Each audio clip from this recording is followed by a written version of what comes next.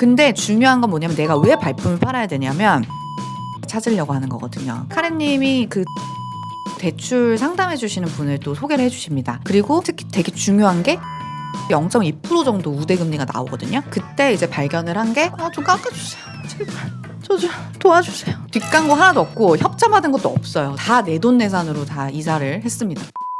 안녕하세요. 빌딩 언니 변혜인 이사입니다. 지난번 영상을 통해서 아파트를 매입한 풀 스토리를 총정리하는 시간을 가졌는데요. 너무 많은 분들이 관심을 가져주시고 그리고 저한테 개인적인 DM이나 댓글을 통해서 디테일을 물어보시는 분들이 많더라고요. 그래서 오늘 이 영상을 통해서 조금 더 아파트를 매입하는 데 꿀팁이 될 만한 것들을 정리해서 공유 드리려고 합니다. 지금 아마 그 대출 규제 때문에도 그렇고 아파트를 알아보셨던 분들이든 아니면 이제 알아봐야 하는 계획을 가지고 있는 분들이 좀 막막하다는 생각을 많이들 하실 거고 저도 뭐 비슷했습니다. 시간이 많이 없다 보니까 어플을 이용해서 검토를 했어요. 그러니까 이걸 뭐라 하지? 손품을 많이 팔았거든요. 호갱노노를 제가 사용을 하는 법을 알려드릴게요. 자, 지금 이렇게 호갱노노로 들어가면 매매, 유형, 뭐 평형, 가격, 세대수, 입주년차, 용적률, 건폐율 등등 해서 이 필터링을 하는 방법이 있거든요. 예를 들어 매매 가격에 있어서는 10억 언더로 본다. 그럼 10억 미만으로 선택을 하고 저는 세대수도 한 1000세대 이상을 우선은 검색하긴 했어요. 왜냐면 세대수가 많아야 좀 거래량도 더 많고 거래량이 많아야 상승폭이 조금 더 어쨌든 생기거든요. 그럼 모든 거래가 좀 그렇기는 해요. 그래서 최대한 좀 내가 갈 수 있는 것 중에 세대수가 큰 거 위주로 이제 봤었고 이러면 지도 안에서 어디 역세권이고 그런 걸 아니까 이런 데서 이제 검토를 하는 거죠. 한강벨트 쪽도 가보면 여기 보면 가양역 앞에 6단지랑 여기 가양 9단지가 지금 17평, 19평이 10억 언더거든요. 근데 여기 한강에 맞닿아 있잖아요. 그래서 제가 6단지, 가양 6단지랑 가양 9단지도 임장을 했었어요. 그래서 이런 식으로 플랫폼을 통해서 이 단지를 좀 필터링을 하고 그러고 나서 로컬 부동산에 이제 문의를 하는 거지. 그래서 실질적으로 지금 매물이 뭐가 있고 내가 볼 수 있는 매물이 뭔지 이런 것들을 확인을 해서 임장 예약을 하고 브리핑을 받고 그런 식으로 이제 진행을 했었습니다. 근데 사실 저도 그래서 이 단지가 괜찮은가에 대한 판단이 이제 정확하게 안 서다 보니까 그럴 때는 이제 제 동생이 또 아파트 투자에 되게 관심이 많았었기 때문에 동생의 도움을 받기도 했고 이것저것 찾아보기도 하고 여기 거주자들의 이야기들이 있어요. 그래서 거주자 이야기도 좀 듣고 검색도 해보고 그런 식으로 필터를 좁혀 나갔던 것 같아요. 근데 중요한 건 뭐냐면 내가 왜 발품을 팔아야 되냐면 공통점을 찾으려고 하는 거거든요. 내가 만약에 단지를 보고 싶은데 참고할 만한 게 필요하다 그러면 그런 여러 사람들이 전문가들이 말하는 것 중에 공통된 게 무엇인지를 보는 거? 저는 그게 약간 제가 뭔가를 선택하는데 되게 많이 쓰는 방법이거든요. 발품이나 손품을 팔고 싶으시면 많은 사람들이 공통되게 말하는 게 뭐고 공통되게 추천하는 게 뭔지 이거를 좀 찾으시는 것도 시간을 좀 절약하는 방법입니다. 그래서 리스트업을 우선 하고 요즘은 스레드나 이제 유튜브라든지 이런 그 아파트 관련해서 투자 인플루언서들이 되게 많잖아요. 그런 분들이 무료로 이제 공유해주는 컨텐츠들 있잖아요. 사실 거기에 되게 좋은 정보들이 또 되게 많거든요. 그래서 저는 우선은 필터링을 어떤 플랫폼을 통해서 손품을 좀 팔고 전문가들이 좀 추천하는 것 중에 공통되는 단지들이 있어요. 그래서 그런 것들도 또 유심히 보고 그렇게 많이 좀 찾아봤었습니다.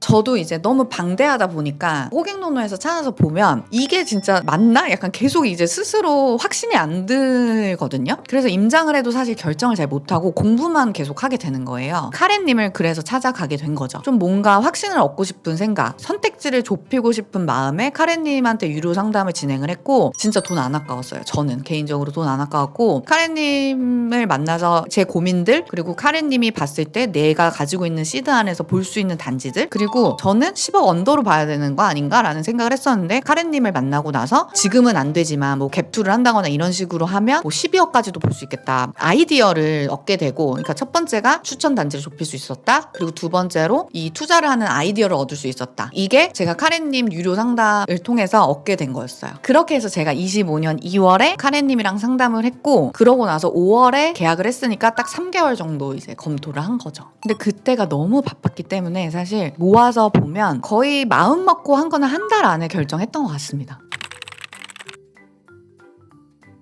현금 한 40% 정도 가지고 매입한 거죠. 사실 저는 중개사기 때문에 은행 지점장님들이랑 진짜 많이 알고 거의 매일 소통을 하는 상황이라서 저는 되게 제가 그거를 편하게 할 수 있을 거라고 생각을 했는데 이게 은근히 또 제 개인정보나 소득이나 이런 것들을 다 노출을 또 해야 되다 보니까 직접적으로 또 요청드리는 게 괜히 개인적인 일을 맡기는 것 같아서 좀 주저하게 되더라고요. 그런데 카렌님 상담을 통해서 그 유료 채팅방에 들어가게 됐었는데 카렌님이 그 대공쌤이라고 대출 상담해 주시는 분을 또 소개를 해주십니다. 대공쌤이 굉장히 또 베테랑이세요. 그래서 그 대공쌤 통해서 아파트 단지 호수 같은 거를 넣어드리면 거의 3-4개를 다 비교를 해서 제일 좋은 조건이 뭔지에 대해서 컨설팅을 받았고 이렇게 상담하는 사람들한테는 돈을 안 받고 상담을 굉장히 잘 해주신다. 카렌님 그 유료방 말고 카렌님이 운영하는 무료 오픈 채팅방도 있어요. 그래서 거기에도 대공쌤이 계신 걸로 알고 있는데 거기를 통해서 문의해보시는 것도 저는 굉장히 도움이 많이 됐습니다. 전혀 안 했고 은행 대출이 굉장히 하루하루 되게 다르거든요, 조건들이. 그래서 그런 것들을 하루하루 업데이트를 받았었고 40년짜리를 하고 싶었는데 막 이슈가 뭐가 많았어요. 그래서 그 당시에도 좀 선택지가 많지 않았다. 그래서 최종적으로 하나은행을 선택해서 했고 하나은행 그 또 대출해주시는 그 담당자분이 저희 회사에 찾아오셔서 자서하고 하는 것도 은행을 가지 않고 편하게 했습니다.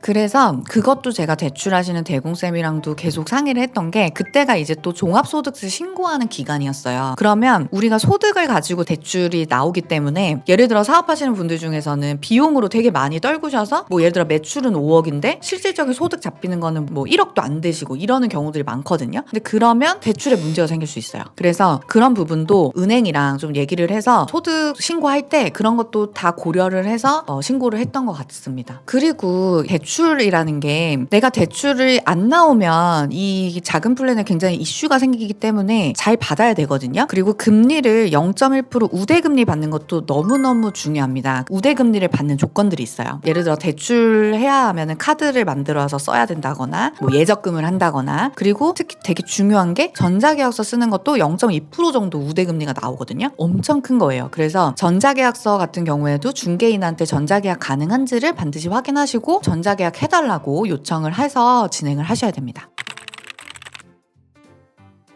진짜 나 너무 힘들었잖아. 저 가전도 사는데 너무 바쁘잖아요, 제가. 그래서 이사하기 2주 전인가 일주일 전에 알아보러 갔더니 막 진짜 그 담당자가 너무 깜짝 놀라면서 왜 이렇게 늦게 왔냐는 거예요. 그래서 배달이 안 될 수도 있다는 거예요. 냉장고가 내 잠금하는 날. 진짜 저는 너무 시간이 없었어요. 그래서 사실 막 되게 비교 검토해서 제일 좋은 거를 선택하고 할 그럴 시간이 많이 없었는데 요즘은 또 플랫폼이 굉장히 잘 되어 있습니다, 여러분. 그래서 이사업체 같은 경우에는 짐싸라는 어플이 있어요. 소형 이사 하는 거거든요. 원투룸이나 오피스텔 같은 거 이사를 전문적으로 하는 어플이에요. 왜냐하면 아파트 이사로 되게 유명한 곳이 예스 이사이사의 명예 전당 팀 리스트가 있어요. 그런데 거기 완전 그 들어가 보니까 예약이 꽉 차 있고 심지어 제가 오피스텔에서 아파트로 이사를 하는 건데 그렇게 이사하는 거는 아예 취급을 안 해주시더라고요. 뭐 5톤 트럭 이상만 뭐 본다거나 그런 식으로 이제 정해져 있어서 저는 짐싸라는 어플을 통해서 거기서 견적을 받고 했는데 아파트 이사는 그 전문 업체가 와서 이사 견적을 보거든요. 이 짐싸에서는 와서 견적을 보진 않으시더라고요. 그걸 이렇게 사진을 찍어서 내가 짐이 얼마나 있는지를 보여주는데 실제로 와보시고 나서 우리 이사하시는 그 사장님이 진짜 너무 뜨악하신 거예요. 짐이 너무 많다고. 이사 시간도 거의 8시간 걸렸나? 진짜 오래 걸렸거든요. 그래서 제가 너무 죄송해가지고 견적서보다 한 20만 원 더 챙겨드렸던 기억이 나고 되게 막 급하게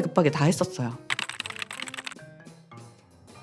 가전을 사는 거다 보니까 냉장고, 세탁기 이런 것들인데 같은 비슷한 모델인데 백화점에 들어가는 모델, 온라인에서 파는 모델, 하이마트 같은 롯데마트에서 파는 그런 모델이 약간씩 다 기능이 달라요. 어떻게 보면은 깡통 모델일 수 있거든요. 기능이 없는. 그러니까 모양은 겉모습은 되게 비슷한데 가격 차이가 되게 많이 나. 한 200만 원 차이 나. 그러면 기능적으로 굉장히 다른 경우들이 많아요. 그래서 저는 어쨌든 제가 처음 가전을 사는 거고 또 뭐 결혼할 수도 있고 불확실하긴 하지만 적어도 내가 가전을 하나 사면 또 굉장히 오래 쓸 텐데 이왕이면 좀 좋은 걸 사고 싶다는 생각이 들어서 저는 그냥 백화점에서 사야겠다는 생각이 들었고 또 그 할인을 굉장히 많이 해줍니다. 뭐 예를 들어서 한 1,400만 원 내가 긁어? 그러면 약간 할인하면 뭐 한 실질적으로 내가 나가는 돈은 한 800만 원 정도인 경우들. 제가 그래서 한 800만 원 정도 줬어요. 근데 이거는 소비를 뭐가 맞고 틀리냐는 아니고 제가 그냥 어쨌든 시간이 없었고 합리화하는 걸 수도 있어요. 더 좋은 조건으로 사실 샀을 수도 있겠는데 어쨌든 저는 개인적으로 그 당시에 가장 좋은 모델들로 이제 세팅을 했고 굉장히 만족합니다. 이거 뭐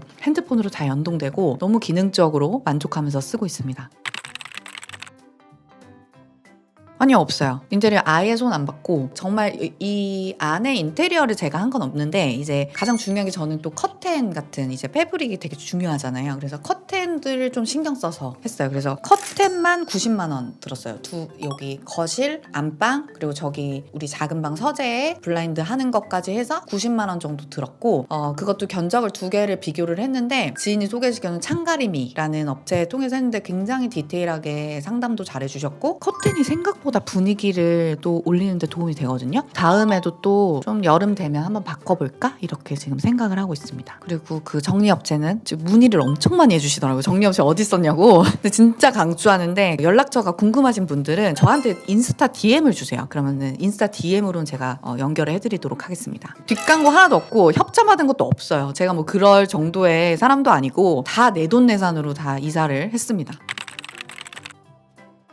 없는 줄 알았는데 하나가 있어가지고 그게 또 이슈가 됐습니다. 이사 청소를 했는데 그때 이제 발견을 한 게 전면 샤시가 열리지 않는, 전면 샤시가 안 열리는 거를 그제서야 잔금을 다 치르고 알게 돼서 그런 부분은 매도자한테 이제 제가 여쭤봤죠. 중개인을 통해서 이거 샤시가 안 열리는 걸 매도인이 알고 계셨습니까? 라고 물어보니까 매도인이 알고 계셨는데 고지를 못했다 라고 하셔서 그럼 이거 같은 경우는 매도자가 알았던 하자기 때문에 하자에 대한 담보 책임을 요구할 수 있거든요. 이사하면서 이 문이 안 열리는 것 때문에 막 사다리차 아무튼 그날 아주 난리가 아니었어요. 이 문이 안 열리는 것 때문에 그런 과정 안에서 또 유리에 금이 가는, 그래서 전체를 다 교체해야 되는 상황이 됐고 결론은 매도인께서 이거에 대해서 수리비 일부를 이제 지원을 해주시는 걸로 잘 마무리를 했고 저도 더 이상의 이제 하자담보 책임에 대해서는 요구하지 않겠다라고 약속을 한 다음에 제가 지원을 받았고 그래서 제가 돈을 더 들여서 베란다 전체 샤시를 교체를 했어요. 근데 너무 잘했다. 그것도 전화위복이 됐다. 고쳐서 너무 마음에 들어요. 샤시는 그럼 그 업체는 어디예요?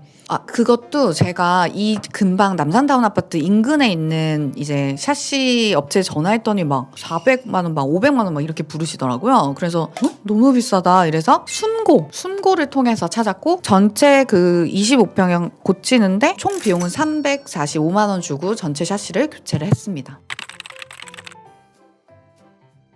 근데 저희 빌딩 학개론을 보시는 분들은 아시겠지만 정찰제는 아닙니다. 상한선이 있고 상한선 안에서 협의를 하게 되어 있는데 지금 서울에서는 9억에서 15억 사이의 매매가 같은 경우에는 중개보수 상한선이 0.5%거든요. 이게 이제 또 딜링을 하게 되잖아요. 저희가 이제 딜링을 하면서 11억 1천만 원에 이제 브리핑을 받아서 저는 그 1천만 원을 딱 이제 예쁘게 없애서 11억에 딱 하고 싶어서 제가 그때도 중개인 분한테 11억이면 제가 바로 하겠다. 2천만 원 바로 성계약금 쏘겠다라고 오퍼를 했는데 절대 안 해준다는 거예요. 그리고 중도금 조건도 사실 중도금을 꽤 많이 요구를 했었어요. 이 매도인께서. 그거 중도금을 맞추려면 제가 또 자금을 막 빼야 되고 막 이런 여러 가지 이슈가 있어서 중도금을 뭐 미룬다거나 그런 여러 가지 협의를 해주시기를 요청을 드렸는데 결국은 이제 매도인이 원하는 중도금에 기한만 조금 조절해서 했고 가격도 그대로 브리핑 받은 그대로 이제 진행을 했죠. 그리고 그때 그냥 분위기가 좀 매도 우위 시장이었기 때문에 1천만 원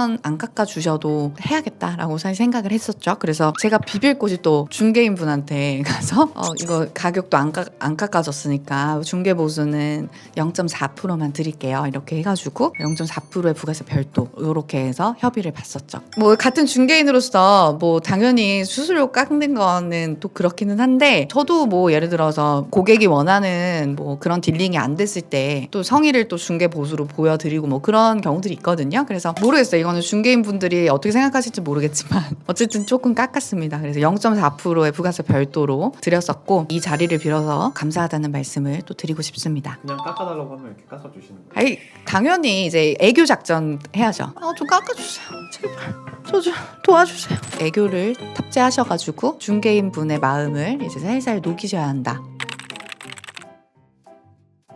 제가 딱 이 집을 보고 나서 바로 마음에 들었었던 집이었고 다른 사람이 검토를 하고 있는 상황이어서 제가 한 며칠 뒤에 다시금 진행이 가능해져서 저한테 온 물건이에요. 그러다 보니까 사실 처음 봤을 때부터 마음에 들었었고 근데 그게 다시금 가능해졌다고 생각이 드니까 이게 뭔가 인연처럼 느껴졌었거든요. 그래서 사실 하고 싶었어요. 이미 답은 정해져 있었던 거지. 내가 지금 볼 수 있는 상황에서 볼 수 있는 물건들은 봤고 근데 결국은 결정을 언제 하느냐가 되게 중요하다라는 생각을 했었고 그러다 보니까 이거보다 더 좋은 게 나오면 어떡하지? 라는 생각보다는 그냥 내가 할 수 있는 선택지 중에 그래도 나 이거 하면 내가 후회는 안 하겠다 라는 생각을 가지고 최종적으로 결정을 했어요. 물론 이제 저한테도 굉장히 의미 있는 결정이었기 때문에 엄마 아빠랑 동생이랑도 상의를 막 카톡방에 난리가 났었어요. 막 어떡해 이러면서 막 그때 이제 엄마 아빠도 차분하게 좀 네가 만약 그게 마음에 들면 진행을 해라. 지금은 해도 되는 상황인 것 같다. 이런 식으로 뭔가 조언을 어쨌든 해주셨고 그래서 저도 용기를 내서 이렇게 진행을 할 수가 있었다. 결국은 저도 중개를 하지만 부동산 거래라는 게 어떤 정찰제로 물건이 나와 있는 게 아니고 같은 호수인데도 가격이 막 다르고 컨디션이 다르고 그런 상황에서 내가 살 수 있는 것 중에서 가장 좋은 걸 선택하는 게임이거든요. 그래서 저는 제 선택을 후회 없이 가자라는 마음으로 결국 이 집을 선택을 했습니다. 그리고 선택을 하잖아요, 여러분. 또 그거에 맞춰서 삽니다. 그거에 맞춰서 생각이